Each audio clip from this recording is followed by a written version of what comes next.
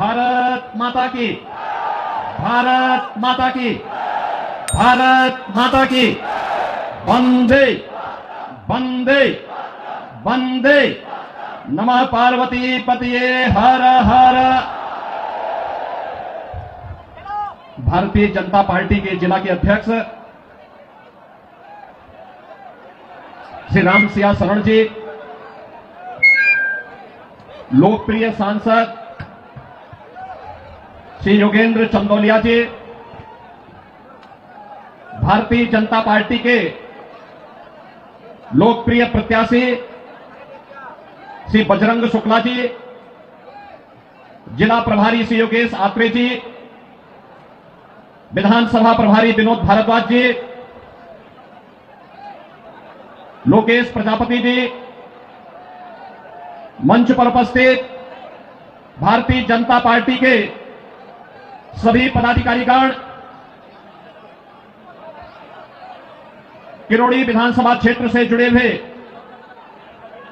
सभी उपस्थित मेरे बहनों और भाइयों, दिल्ली विधानसभा चुनाव की दृष्टि से आज मुझे आप सबके बीच में आने का अवसर प्राप्त हुआ है। बहनों और भाइयों, मैं जब दिल्ली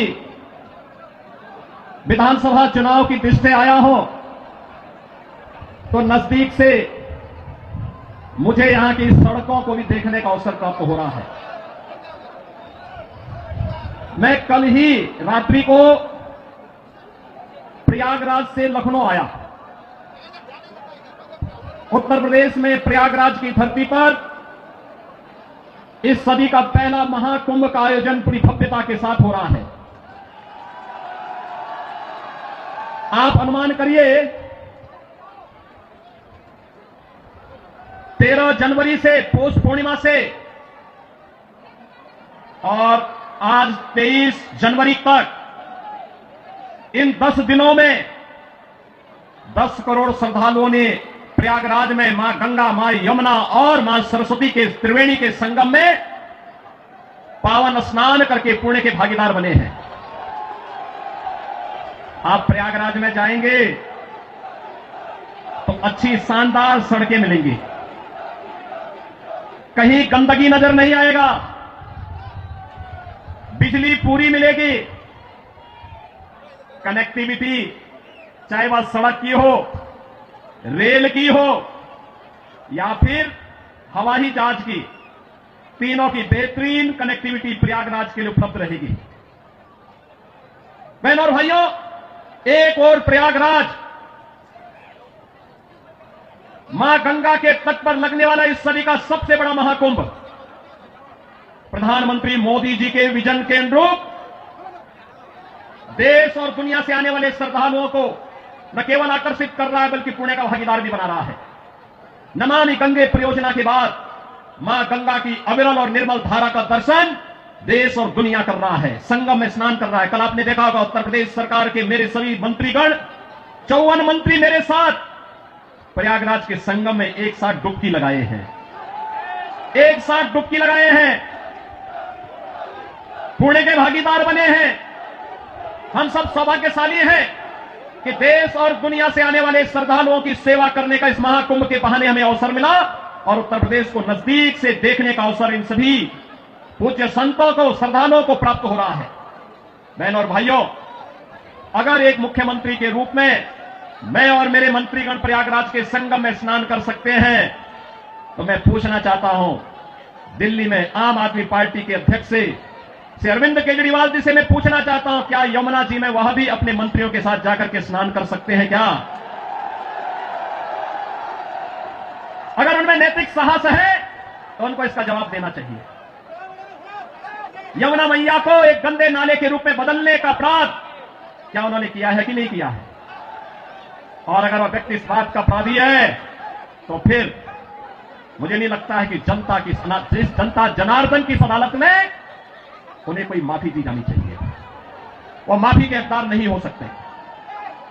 बहनों और भाइयों, आज जब हम लोग दिल्ली की स्थिति को देख रहे हैं, ये राष्ट्रीय राजधानी है, और राष्ट्रीय राजधानी में एनटीएमसी के क्षेत्र को छोड़ दें, शेष दिल्ली में क्या स्थिति है सड़कों की, शेष दिल्ली में क्या स्थिति है सीवर की, शेष दिल्ली में क्या स्थिति है स्वच्छता की, और क्या स्थिति है पेयजल की। ये बुनियादी सुविधाएं होती हैं, ये बुनियादी सुविधाएं होती हैं, हर नागरिक का अधिकार होता है इन सभी सुविधाओं पर। याद करिए, याद करिए, आज से एक दशक पहले तक लोग याद करते थे, सुविधा प्राप्त करने के लिए दिल्ली आने की बात करते थे, सुविधाओं के लिए दिल्ली आते थे। अच्छी सड़क देखनी हो, मॉडल देखना हो, मेट्रो का मॉडल जो सरदार अटल बिहारी वाजपेयी जी ने प्रारंभ किया था, उसे देखने के लिए पूरा देश दिल्ली आता था। सड़कों की बात होती थी, दिल्ली आता था, स्वच्छता की बात होती थी, दिल्ली आता था, कोई नया कार्य होता था, उसको देखने के लिए लोग दिल्ली आते थे। लेकिन बहनों और भाइयों, आज क्या स्थिति है, क्या बना दिया है? सड़क पे गड्ढा है या गड्ढे में सड़क है, कोई पता ही नहीं लग रहा है। मैं जब से चल रहा हूं यही दिल्ली के अंदर देख रहा हूं। बहनों और भाइयों, ये हमने खिलवाड़ करने की छूट एक व्यक्ति को और उनके गिरोह को क्यों दे दी है? स्वच्छता की स्थिति कितनी दुर्गतिपूर्ण है, कूड़ा का ढेर पड़ा हुआ है, गंदगी का ढेर बना हुआ है। दिल्ली राष्ट्रीय राजधानी के अंदर इस प्रकार की दुर्गति हो, सीवर बह रहा सड़कों पर, हमारे वाहनों को भी उसी सीवर के बहते हुए सीवर से गुजरना पड़ा। और अभी तो पेयजल का भीषण संकट आने वाला है। दिल्ली में आम आदमी पार्टी की सरकार का पाप का भुक्तभोगी हमारी पावन मथुरा वृंदावन के श्रद्धालुओं को और संतों को भी उठाना पड़ता है। वहां मां गंगा एक गंदे नाले में बदल करके जाती है। जब भी नमामि गंगे परियोजना के अंतर्गत मां यमुना की शुद्धता की बात आई, स्वच्छता की बात आई, तो अरविंद केजरीवाल एंड कंपनी ने कोई सहयोग नहीं किया। ये सहयोग नहीं करना चाहते, कोई विकास का कार्य नहीं करना चाहते, किसी विकास की परियोजना का मौके पे जाकर के भौतिक सत्यापन नहीं करना चाहते, जनता को बुनियादी सुविधा मिले, उसका अधिकार प्राप्त हो, ये वे काम नहीं करना चाहते। इनका तो एक ही कार्य है, प्रातः काल होते ही सोशल मीडिया पर झूठे ट्वीट करना, झूठी फिल्मों का प्रदर्शन करना, झूठे प्रेस वक्तव्य और प्रेस वार्ता के माध्यम से केवल गुमराह करने वाले वक्तव्यों को देना। जितना समय झूठ बोलने की एटीएम के रूप में आम आदमी पार्टी और उनके नेता समय बर्बाद करते हैं, ये झूठ का एटीएम बनने की बजाय अगर उन्होंने जनता की जन सुविधा और विकास के बारे में सोचा होता तो 10 वर्ष में दिल्ली की कायाकल्प हो गई होती, दिल्ली बदल गई होती। लेकिन बहन और भाइयों, दिल्ली बदलने की नहीं, इन लोगों ने दिल्ली को तो एक कूड़ा घर बना दिया है, दिल्ली को अव्यवस्था का एक अड्डा बना दिया है। आजकल मैं सुन रहा हूं अपने भाषणों में से अरविंद केजरीवाल जी बार बार उत्तर प्रदेश की चर्चा कर रहे हैं, लेकिन उनको भूलना नहीं चाहिए, अब मॉडल के रूप में उत्तर प्रदेश को लोग देख रहे हैं। मैं पूछना चाहता हूं, दिल्ली के अंदर भी ओखला औद्योगिक क्षेत्र है और पिछले 10 वर्ष में उद्योग ना के बराबर लगे हैं, कोई सुविधा नहीं, कोई सुविधा नहीं। आम आदमी पार्टी ने एक सुनियोजित साजिश के अंतर्गत ओखला दिल्ली के अंदर उद्योग तो नहीं लगने दिए, कोई रुचि भी नहीं ली, लेकिन इसमें बांग्लादेशी घुसपैठियों को, रोहिंग्या को जरूर बसाने का काम किया है। आम आदमी पार्टी के नेताओं के घर में आधार बनाने की मशीन के माध्यम से आधार बांटे जाते हैं इन बांग्लादेशी घुसपैठियों को। और दूसरी तरफ उत्तर प्रदेश में न्यू ओखला के रूप में नोएडा की तस्वीर भी आप सबके सामने है। आज आप जाइए दिल्ली की सड़कों को और नोएडा की सड़कों को जाकर के देखो, जमीन आसमान का अंतर नजर आएगा। दिल्ली की सड़कों को और गाजियाबाद की सड़कों को जाकर के देखो, जमीन आसमान का अंतर नजर आएगा।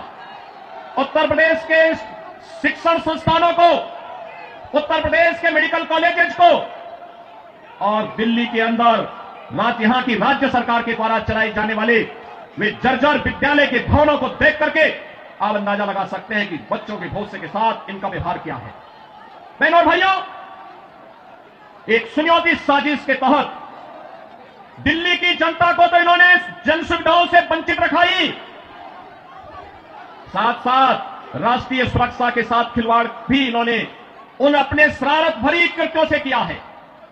आपने देखा होगा 2020 में दिल्ली के अंदर किस तरीके से दंगे करवाए गए और आम आदमी पार्टी के पार्षद और उनके विधायकों की संलिप्तता इस पूरे षड्यंत्र में सामने आई थी।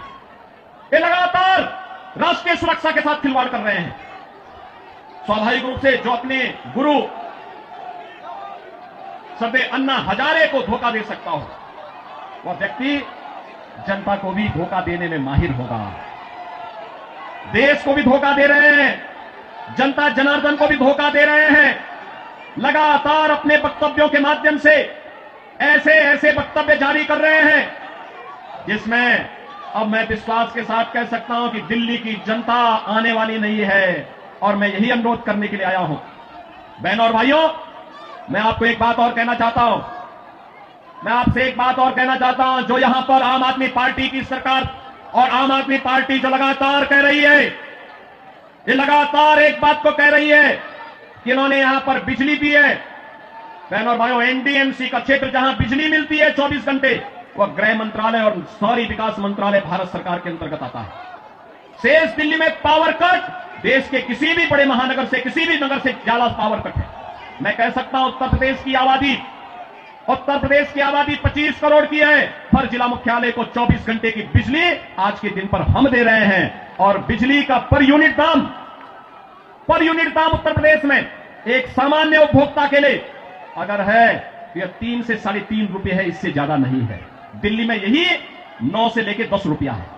यानी उत्तर प्रदेश से 3 गुना पैसा लेते हैं, लेकिन 24 घंटे बिजली यहां पर नहीं दे पा रहे हैं। बहनों और भाइयों, मैं केवल आपसे एक बात कहना चाहता हूं।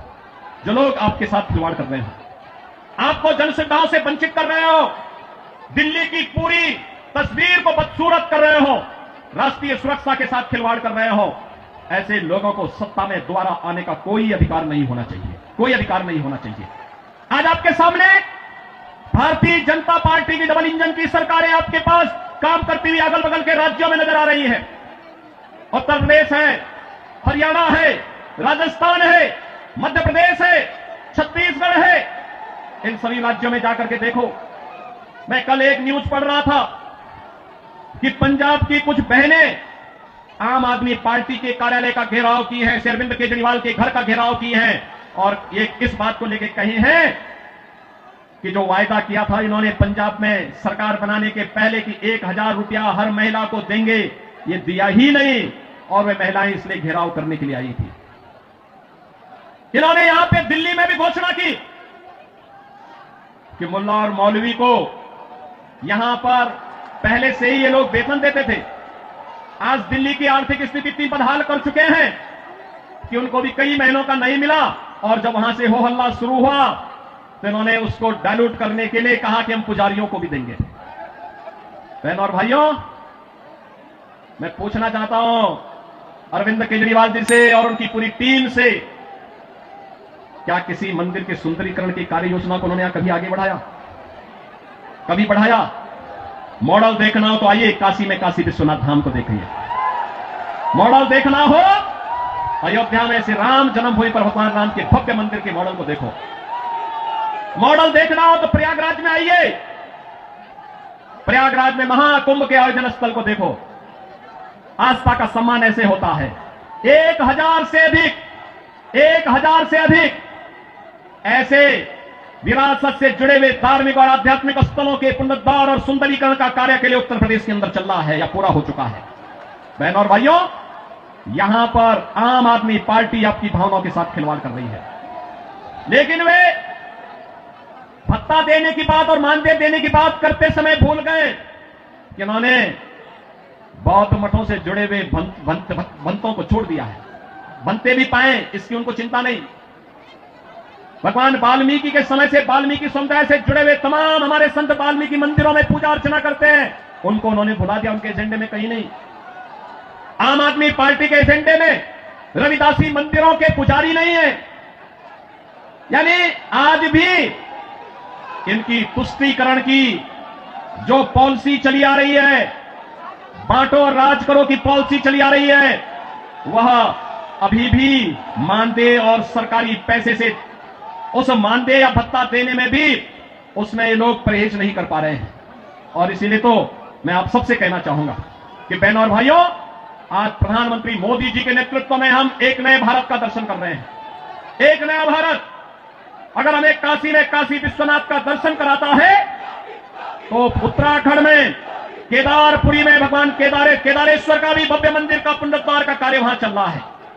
मध्य प्रदेश में महाकाल का महालोक है, तो उत्तर प्रदेश के विंध्यवासिनी में मां विंध्यवासिनी का धाम भी एक नए कॉरिडोर के रूप में विकसित हुआ है। अयोध्या में 500 वर्षों के बाद फिर से राम विराजमान हो गए हैं। और इस अवसर पर मैं आप सबसे अपील करना चाहूंगा, यह समय है जैसे उत्तर प्रदेश डबल इंजन सरकार का लाभ प्राप्त कर रहा है, एक साथ एक स्वर में सभी सरकारें मिल करके विकास को ध्यान में रख करके, युवाओं के भविष्य को ध्यान में रख करके, अन्नदाता किसानों के भविष्य को ध्यान में रख करके, बहन और बेटियों की सुरक्षा को ध्यान में रख करके, व्यापारियों की सुरक्षा को ध्यान में रख करके अपना कार्य कर रही है। ऐसे ही दिल्ली के अंदर भी भारतीय जनता पार्टी नेतृत्व की डबल इंजन सरकार आनी चाहिए। और डबल इंजन सरकार की शुरुआत आपने कर ली है, आपने कर ली है। याद करिए, जब से अरविंद केजरीवाल और उनके मंत्रियों को भ्रष्टाचार के मामले में जेल में बंद किया गया था, जेल से जमानत पे छूटने के बाद इन्होंने कहा था कि जनता जनार्दन फैसला करेगी। अरे जनता जनार्दन ने तो लोकसभा चुनाव में फैसला कर लिया है। दिल्ली में 100% रिजल्ट प्रधानमंत्री मोदी जी के साथ रहा। चंदोलिया जी को आपने यहां से अपना सांसद चुन करके भेजा है, देश की संसद में भेजा है। तो जनता जनार्दन तो अपना फैसला कर ही चुकी है। और इस विधानसभा चुनाव में भी जनता जनार्दन फैसला करने को पूरी तत्परता के साथ खड़ी है। और इसी में मैं आपसे अपील करने के लिए आया हूं कि बहनों और भाइयों, इस किराड़ी विधानसभा क्षेत्र से भारतीय जनता पार्टी ने अपने कर्मठ कार्यकर्ता को, जिनका एक ही ध्येय है और वह है कि इस किराड़ी विधानसभा क्षेत्र को एक विकसित विधानसभा क्षेत्र के रूप में विकसित करना, यहां के लोकप्रिय सांसद श्री चंदोलिया जी के साथ मिलकर के अच्छी सड़कें देना, सीवर लाइन बिछाना, पेयजल की पुख्ता व्यवस्था करना, स्ट्रीट लाइट को दुरुस्त करना, साफ सफाई और स्वच्छता के मानक पर एक आदर्श विधानसभा के रूप में विकसित होना, बहन और बेटियों को सुरक्षा प्रदान करना, युवाओं के लिए रोजगार के अवसर उपलब्ध करवाना, उत्तम शिक्षा के, उत्तम स्वास्थ्य के केंद्र को बेहतरीन तरीके से, मॉडल तरीके से संचालित करने का कार्य। और इसको करने के लिए यहां पर राम भक्त बजरंग बली के रूप में बजरंग शुक्ला आपके बीच में उपस्थित हैं, भारतीय जनता पार्टी के प्रत्याशी के रूप में। मेरी आप सबसे अपील है कि डबल इंजन सरकार से ही दिल्ली की कायाकल्प होगी और डबल इंजन सरकार के प्रतिनिधि के रूप में बजरंग शुक्ला को दिल्ली विधानसभा में चुन करके भेजें। आप सब भेजेंगे? भेजेंगे? जनता जनार्दन का आशीर्वाद इस बजरंग शुक्ला को प्राप्त होगा। दोनों हाथ उठा करके अपना आशीर्वाद देकर के बोलिए। जहां तक मेरी आवाज जा रही है, ये घरों के ऊपर भी लोग बैठे हुए हैं, सभी से मेरी अपील है, जहां तक मेरी आवाज जा रही है, घर के ऊपर हो, सड़क हो, अगल बगल हो, जहां तक मेरी आवाज जा रही है, बजरंग शुक्ला को आप आशीर्वाद देंगे? दिल्ली के कूड़े से निजात पाएंगे? ये झूठ बोलने की एटीएम मशीन से मुक्ति पाएंगे? यमुना मैया की शुद्धि के अभियान में सहभागी बनेंगे? तो मेरे साथ बोलेंगे, जय श्री राम, जय जय श्री राम।